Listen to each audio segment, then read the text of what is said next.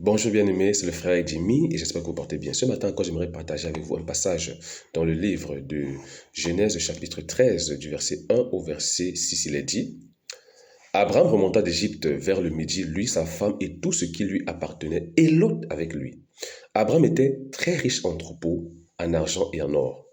Il dirigea ses marches du midi jusqu'à Bethel, jusqu'au lieu où était sa tente au commencement entre Bethel et Haï, au lieu où était l'autel qu'il avait fait précédemment. Et là, Abraham invoqua le nom de l'Éternel. Lot, qui voyageait avec Abraham, avait aussi des brebis, des bœufs et des tentes. Et la contrée était insuffisante pour qu'ils demeurassent ensemble, car leurs biens étaient si considérables qu'ils ne pouvaient demeurer ensemble. Alléluia. Alors, bien-aimés, dans cette histoire, nous avons encore Abraham et Lot qui sont remontés d'Égypte. Alléluia. Et bien-aimés, la Bible fait une description d'Abraham et une description de Lot. Alléluia. Bien-aimés, la Bible dit que Abraham était très riche en troupeaux en or. Alléluia. En gros, Abraham était très riche. Mais la Bible ajoute quelque chose. La Bible dit qu'Abraham avait un autel aussi où il invoquait l'Éternel. Alléluia. Et alors, bien aimé, de l'autre côté, on nous parle de Lot. Lot qui suivait Abraham. Lot qui était le neveu d'Abraham, qui le suivait. Abraham était son leader en quelque sorte. Alléluia. Mais bien aimé, quand on décrit la vie de Lot, on dit qu'il était riche aussi, en brebis, en troupeaux, en tentes. Donc, Lot aussi était riche, considérablement. Alléluia. Mais bien aimé, Lot n'avait pas d'autel. En d'autres termes, Lot n'avait pas une vie de prière comme Abraham. Alléluia. Abraham avait une vie de prière. Il était riche. Lot n'était que riche. C'est tout. Il n'était que riche. Alléluia. Et bien aimé, vous allez vous rendre compte que cette richesse qu'il a acquise là, il l'a acquise à cause du fait qu'il suivait son oncle Abraham. Alléluia. Parce qu'il suivait son oncle Abraham, lui aussi il a été béni en le suivant. Alléluia. Mais bien aimé, il n'a pas tout copié chez Abraham. Peut-être il a copié chez Abraham comment faire les affaires. Il allait voir tonton Abraham, écoute, comment tu fais les affaires? Comment tu fais pour pour avoir beaucoup de brebis, pour avoir des troupeaux, pour avoir beaucoup d'or et tout. Il allait voir son oncle pour lui demander comment faire les affaires. Alléluia. Son oncle lui a dit. Et il aussi était riche. Mais bien aimé, il voit aussi son oncle aller invoquer l'Éternel. Mais ça ne l'intéressait pas. Et lui, il n'avait pas d'autel. Il était intéressé que par les biens de la terre, par les brebis, par les troupeaux, par l'or. Il était intéressé que par la richesse de la terre. Alléluia.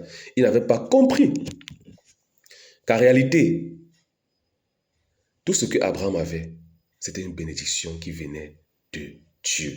Alléluia. Alors, bien aimé, qu'est-ce qui va se passer dans la suite? Dans la suite, bien aimé, Lot et Abraham vont se séparer. Mais bien aimé, Lot va faire un choix. Il va se diriger vers une ville qui s'appelait à l'époque Sodome et Gomorrhe. Il s'est dirigé vers cette ville-là. Et bien aimé, la Bible dit que Sodome et Gomorrhe ressemblaient à un jardin de Dieu. Donc, c'est-à-dire qu'apparemment, avec les yeux humains, au regard, bien aimé, Sodome et Gomorrhe étaient comme une plaine, étaient comme un paradis. Et bien aimé, lui, il a regardé, quand il a vu cette région-là, bien aimé, il a dit que voilà là où je vais aller. Et c'est comme ça qu'il s'est séparé de son oncle Abraham et il est parti à Sodome et Gomorrhe, ne sachant pas que dans cette ville-là, et cette ville était une ville pécheresse, des grands pécheurs devant l'Éternel. Et c'était une bombe à retardement que Dieu allait détruire dans quelques années. Alléluia. Donc bien aimé, Lot ne savait pas cela. Lot ne le savait pas. Pourquoi il ne le savait pas? Bien aimé, parce qu'il n'avait pas d'autel, parce qu'il n'avait pas de vie de prière. Il n'avait pas de relation avec Dieu. Alléluia. Le Dieu qui connaît l'avenir, le Dieu qui connaît comment diriger les pas de l'homme. Bien aimé, il n'avait aucune relation avec ce Dieu. Alléluia. Alors bien aimé, ce matin encore, je vais te poser la question. Quelle est la description de ta vie? Si aujourd'hui tu t'arrêtes et que tu fais une description de ta vie, est-ce que ta vie est comme celle de l'autre, qui n'a que des biens physiques, qui n'a que des biens humains, qui n'a que des choses matérielles et charnelles, mais qui n'a aucune relation avec Dieu, aucune relation avec le Père?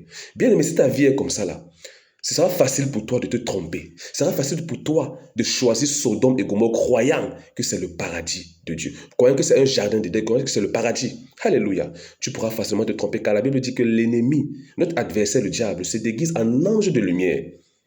Il se déguise en ange de lumière. Eh bien aimé, si tu ne sais pas que, si tu n'as pas de vie de prière, comment est-ce que tu vas discerner que le choix que tu es en train de vouloir prendre, que la direction que tu es en train de vouloir prendre, là, c'est la direction de la destruction? Tu ne le sauras pas. Alléluia. Bien-aimé, regardez la fin de la vie de Lot et regardez la fin de la vie d'Abraham. Abraham a fini béni, heureux. Alléluia. Mais Lot a fini misérable. Il a tout perdu à Sodome et Gomorrhe. Toute sa richesse a été détruite à Sodome et Gomorrhe.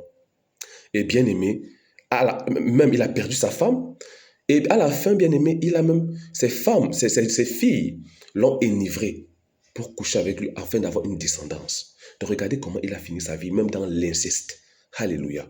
Bien-aimé, voilà ce qui se passe quand on n'a pas d'autel. Voilà ce qui se passe quand on veut diriger les yeux, on veut diriger sa vie uniquement par les regards, par l'intelligence humaine, mais pas par le Dieu qui connaît la fin avant le commencement.